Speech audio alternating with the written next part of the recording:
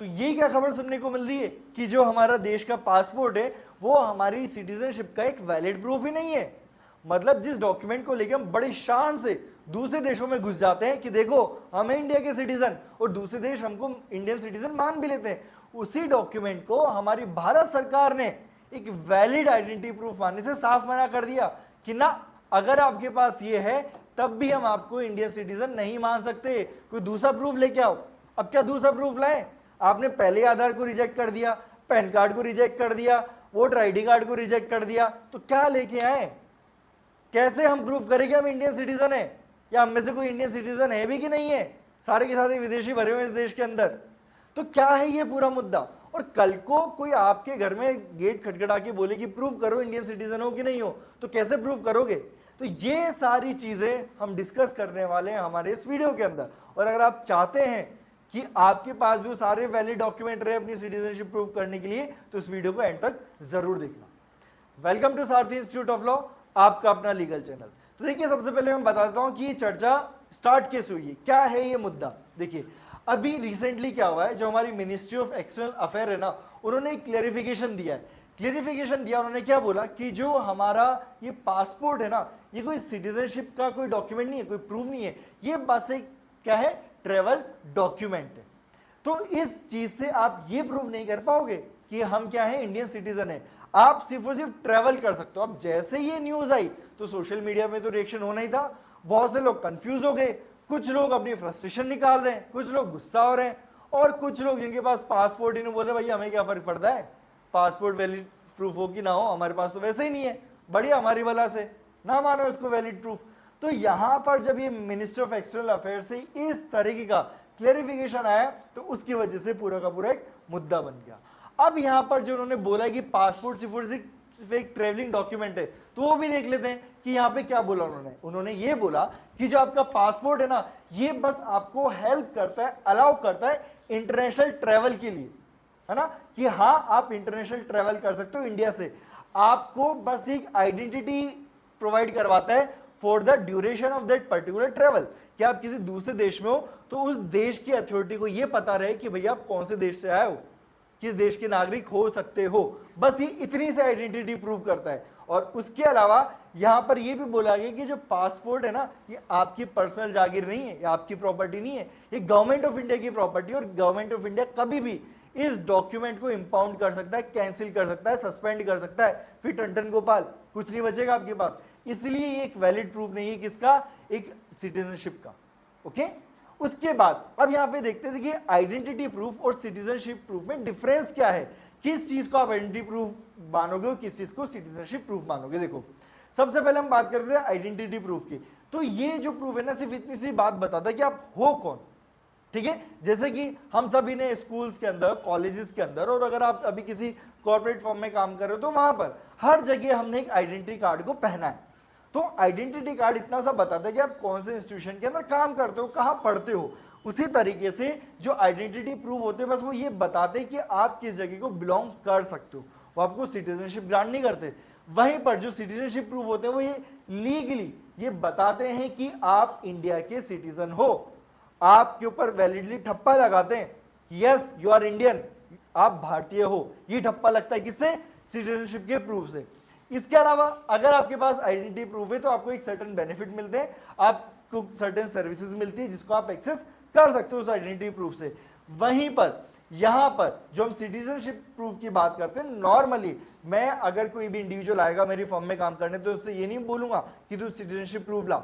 ये नॉर्मली जो citizenship proof वाली जो चीजें होती है, नॉर्मली कोर्ट केसेस के अंदर, लीगल प्रोसीडिंग के अंदर काम आती है। जबकि जो आपके आइडेंटिटी कार्ड होते हैं वो नॉर्मली कोई भी कर सकता है। आप किसी ऑफिस के अंदर जाते हो, वहां से आपका कार्ड मांग लेते हैं, ठीक है, आप किसी भी जगह एंटर करते हो तो मांगते भाई साहब आप कौन, पहचान दिखाओ आप अपनी। तो वहां पर आप क्या दिखाते हो, अपना आइडेंटिटी कार्ड दिखाते हो रादर देन सिटीजनशिप प्रूफ। अब आइडेंटिटी कार्ड के अंदर क्या आ जाएगा, आपका Aadhaar card, PAN card, driving licence, ये सब आपके आइडेंटिटी प्रूफ है। और वहीं पे अगर सिटीजनशिप प्रूफ की बात करें तो सिटीजन सर्टिफिकेट, बर्थ रिकॉर्ड्स, और इसके अलावा गवर्नमेंट रजिस्ट्रीज के अंदर अगर आपने रजिस्टर किया हुआ है, तो ये सारी चीजें, तो ये होते हैं identity card versus citizenship proof. I hope आपको इनके बीच में डिफरेंस समझ में आया होगा। अब नेक्स्ट चीज जो हमको यहां पर समझने वाली है कि भैया यहां पे कुछ ऐसे डॉक्यूमेंट है जिनके बारे में हमें गलतफहमी थी कि अगर ये डॉक्यूमेंट हमारे पास है तो हम इंडियन सिटीजनशिप है, हमारे पास इंडियन सिटीजनशिप है। तो ये गलतफहमी कोर्ट्स ने और हमारे गवर्नमेंट ने क्लियर कर दी। कौन कौन से डॉक्यूमेंट है? सबसे पहले आधार कार्ड की बात करें तो यहां पर सुप्रीम कोर्ट ने खुद ने बोल दिया कि आधार कार्ड क्या है, ये सिर्फ और सिर्फ एक आइडेंटिटी और रेजिडेंसी का प्रूफ है कि भैया आप किस जगह पर रहते हो। यानी कि आधार कार्ड से सिर्फ और सिर्फ आपका एड्रेस प्रूफ हो सकता है, ये प्रूफ नहीं हो सकता कि आप इंडिया के सिटीजन हो या फिर नहीं हो। उसके बाद अगर बात करें वोटर आईडी की, तो वोटर आईडी कार्ड आपको सिर्फ और सिर्फ एक पावर देता है, एक राइट देता है कि आप अपना वोट डाल सकते हो। लेकिन अगेन वोटर आईडी कार्ड भी प्रूव नहीं करता कि आप एक सिटीजन हो। उसके बाद आपका पैन कार्ड, भैया टैक्स लेने की बारी आती है तो एकदम खून चूस चूस के टैक्स लेते हो, और उसी टैक्स से रिलेटेड जो पैन कार्ड है आप मना कर रहे हो। पैन कार्ड के लिए भी मना कर दिया कि जो पैन कार्ड होता है ये सिर्फ और सिर्फ आपकी टैक्स आइडेंटिटी है, ये बस ये बताता है कि टैक्स देना किसको है, ओके, कौन है जो टैक्स दे रहा है, लेकिन ये भी आपका सिटीजनशिप का किसी भी तरीके से कोई प्रूफ नहीं है। उसके बाद पासपोर्ट की बात करें तो पासपोर्ट का तो अभी क्लेरिफिकेशन आई गया है कि ये जो पासपोर्ट है ये किसी भी तरीके से आपकी सिटीजनशिप का प्रूफ नहीं है, ओके। तो ये अलग अलग डॉक्यूमेंट्स है जिसको लेके गवर्नमेंट ने यहां पर बात की हुई है। अब देखते हैं कि यहां पर कौन से वो लॉज हैं जो डिसाइड करते हैं कि कौन इंडिया का सिटीजन होगा और कौन नहीं होगा। तो यहां पर जो एक्ट है और जो लॉज है जो यहां डायरेक्टली डील करते हैं क्या है, कॉन्स्टिट्यूशन ऑफ इंडिया और साथ में सिटीजनशिप एक्ट 1955। ये वो दो लॉ हैं जिनके ऊपर आपको ध्यान देने की जरूरत है अगर आप अपने आप को सिटीजन बनाना चाहते हो, मानना चाहते हो तो। अब देखिए यहां पर कैसे प्रूफ होती है, किस तरीके से आप बोलोगे कि आप इंडिया के सिटीजन हो। सबसे पहले बाय बर्थ, अगर आपका जन्म हमारे देश के अंदर यानी कि जो अभी करंट भारत है, इंडिया है, उसमें अगर 26 जनवरी 1950 के बाद आपका जन्म यहां पर हुआ है तो आप इंडिया के सिटीजन बन सकते हो बाय बर्थ। लेकिन सिर्फ पैदा होने से नहीं होगा, एडिशनल रिक्वायरमेंट क्या है, क्या प्रूफ लगेगा आपका बर्थ सर्टिफिकेट कि आप इंडिया के अंदर पैदा हुए, साथ में आपके पेरेंट्स कि क्या वो इंडिया के सिटीजन है या फिर नहीं है, वो एविडेंस लगेगा, वो प्रूफ लगेगा। उसके बाद बाय डिसेंट, यानी कि कोई भी इंडियन सिटीजन जो है, ठीक है, वो कहां पैदा हुआ है, इंडिया के बाहर। मान लो फॉर एग्जांपल मेरा जन्म हुआ है किसी दूसरे देश में, यूएसए के अंदर। अब यहां पर अगर मैं इंडिया की सिटीजनशिप लेना चाहता हूं तो मैं ले सकता हूं। कैसे ले सकता हूं, वहां पे ये प्रूव करना पड़ेगा कि जो मेरे पेरेंट्स है वो इंडियन है, यानी कि जो मेरे मम्मी पापा हैं, जो मेरे माँ बाप हैं, वो कौन है, इंडियन है, और उसके बेसिस पर मुझे सिटीजनशिप मिल सकती है। लेकिन हाँ, उसके कुछ रूल्स एंड रेगुलेशन एक्स्ट्रा जो मुझे फॉलो करने पड़ेंगे। उसके बाद थर्ड तरीका होता है बाय रजिस्ट्रेशन, यानी कि कोई भी इंडियन ओरिजिन का इंसान होगा। देखो यहां पर क्या हो रहा है, इमीडिएटली अपन मदर फादर की बात कर रहे हैं, यहां पे क्या बात हो रहा है कि कोई भी इंसान जो इंडियन ओरिजिन का है, ठीक है, और वो दूसरे देश में रह रहा है, तो ऐसे सिचुएशन में वो रजिस्ट्रेशन के थ्रू अपने आप को इंडियन सिटीजन में कन्वर्ट कर सकता है। ये तीसरा तरीका हो गया। और फोर्थ मेथड क्या होता है, अगर कोई फॉरेन सिटीजन है वो इंडिया की सिटीजनशिप लेना चाहता है, वैसे तो मुझे लगता नहीं कि जिस हिसाब से आजकल कुछ माहौल चल रहा है कोई लेना चाहेगा इंडिया की सिटीजनशिप, बट अगर कोई लेना चाहे तो क्या तरीका होगा, उसके पास ये तरीका है कि उसको क्या करना पड़ेगा, कुछ रिक्वायरमेंट्स है, फॉर्म्स है, उनको फिल करना पड़ेगा। इंडिया के अंदर उसको मिनिमम जो रिक्वायरमेंट है कि भैया 5 साल 10 साल रहने की जरूरत है, वो कंप्लीट करनी होगी। उसके बाद उसको एक सर्टिफिकेट इशू किया जाएगा और उस सर्टिफिकेट के थ्रू वो फाइनली क्या बन जाएगा, इंडियन सिटीजन बन जाएगा, ओके। अब देखो अगर मैं बर्थ की बात करूं, देखो जितने भी हम सभी लोग हैं ना, उन सभी लोगों में मोस्टली जो बर्थ वाला इशू है वही है मेन, है ना। हम में से कोई बाहर पैदा नहीं हुआ है, बाहर रह नहीं रहा था, और नहीं कोई पहले फॉरेन सिटीजन था, तो हम सबको घूम फिर के किस पे ध्यान देना है, बाय बर्थ। अब इंडिया के अंदर बाय बर्थ के बेस पे भी 3 अलग अलग कैटेगरीज है।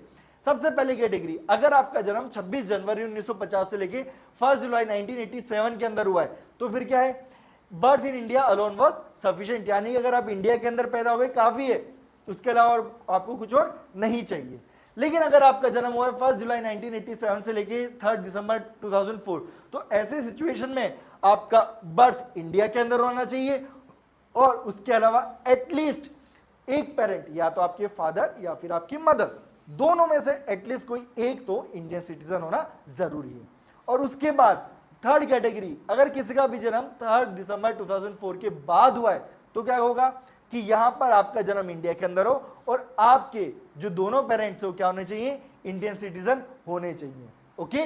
या फिर कोई एक पेरेंट इंडियन सिटीजन होना चाहिए और जो दूसरा पेरेंट है इलीगल इमिग्रेंट नहीं होना चाहिए। तो ये जो क्राइटेरिया है अब आप अपना अपना देख लो, आप किस कैटेगरी में फॉल करते हो। क्या आप 87 से पहले पैदा हुए हो, क्या आप 87 और 2004 के बीच में पैदा हुए हो, या फिर आप 2004 के बाद में पैदा हुए हो। तो इस बेसिस पर आप ये सारी चीजें देख सकते हो। अब मुद्दे की बात यह है कि भैया हम प्रूव कैसे करें कि हम इंडियन सिटीजन है कि नहीं है, क्या तरीका है प्रूव करने का। तो देखो कोई एक सिंगल डॉक्यूमेंट नहीं है, यहां पर ये अलग अलग डॉक्यूमेंट्स है जिसके थ्रू आप कोर्ट में प्रूव कर पाओगे yes I am Indian citizen. कैसे? सबसे पहले बर्थ सर्टिफिकेट कि भैया मेरा जन्म इस देश के अंदर हुआ है। दूसरा पेरेंट्स की सिटीजनशिप कि देखो मेरे पेरेंट्स भी इंडियन सिटीजन है। उसके अलावा अगर आपके पास सिटीजनशिप सर्टिफिकेट है तो वो सर्टिफिकेट भी लगेगा।